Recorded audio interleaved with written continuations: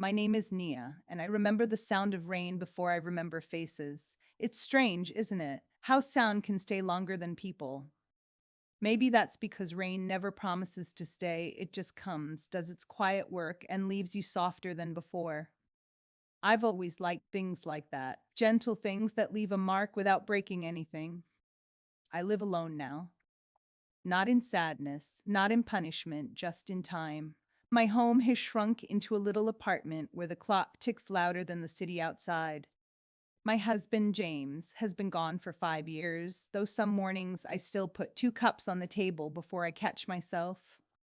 He used to hum when he made tea, an old tune that had no name.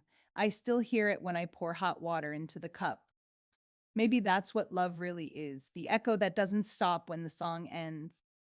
My daughter Leah visits every Sunday. She's a good girl, strong, smart, and always in a hurry.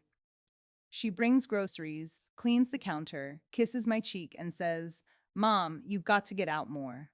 But she never sees that I already do. I go out every day into memories. I walk through them like rooms. Some smell like rain, some like cinnamon, some like heartbreak. I don't need to leave my home to travel. I just close my eyes.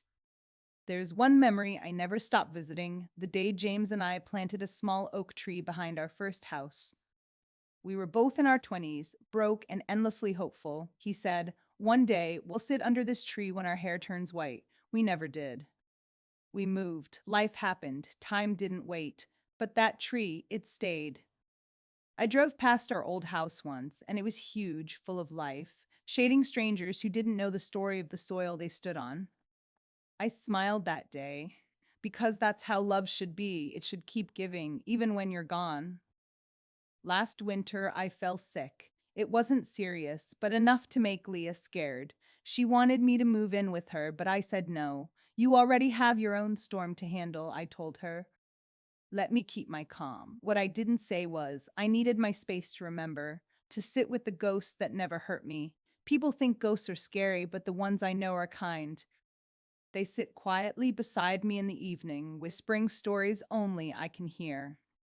Sometimes I look at my hands. They used to be busy hands, making food, fixing clothes, holding little fingers that reached for comfort. Now they tremble slightly, but they still remember. They remember every hand they've ever held.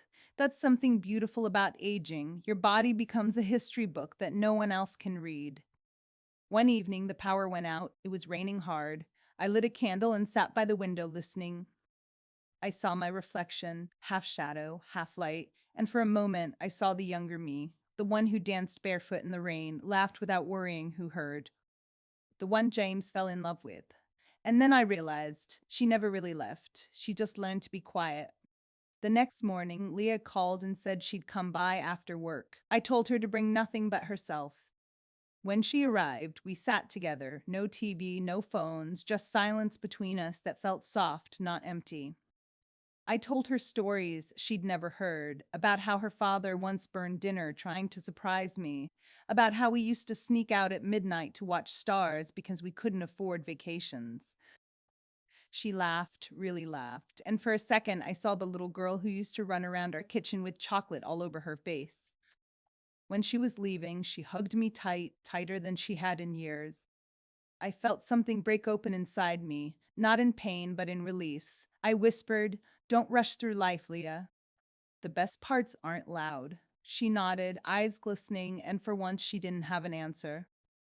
That night, I sat in my rocking chair, the same one James built, and felt the weight of peace. Not happiness, not sadness, just peace. It's a strange thing to find when you're older. You stop chasing the loud joys and start noticing the quiet ones, like the smell of rain, the hum of an old fridge, or the sound of your own heartbeat reminding you you're still here. I realized something that night. Life is not a straight line. It's a circle of moments repeating in new shapes. We grow, we lose, we remember, and we begin again, always carrying pieces of the people we loved, the homes we built, and the rain that once touched our skin. The next morning, I opened my window. The air smelled like rain again. I smiled. Somewhere out there, an oak tree still stood, tall and full, giving shade to strangers. Somewhere, Leah was telling her children stories about me. And somewhere inside, I knew that love never really leaves, it just changes rooms. So if you ever feel alone, I want you to think of this. Every heartbeat is a memory saying, I'm still with you. Every breeze that brushes your face is someone you loved passing by just to say hello. And every time it rains, someone up there remembers you too. Maybe life isn't about holding on forever. Maybe it's about learning how to let go beautifully, like rain that falls, not to disappear, but to make something grow. So tonight, when I sit in my rocking chair again, I'll close my eyes, feel the rhythm of the wood, and whisper to the air, I'm still here, still remembering, still grateful, and maybe, somewhere, James will smile.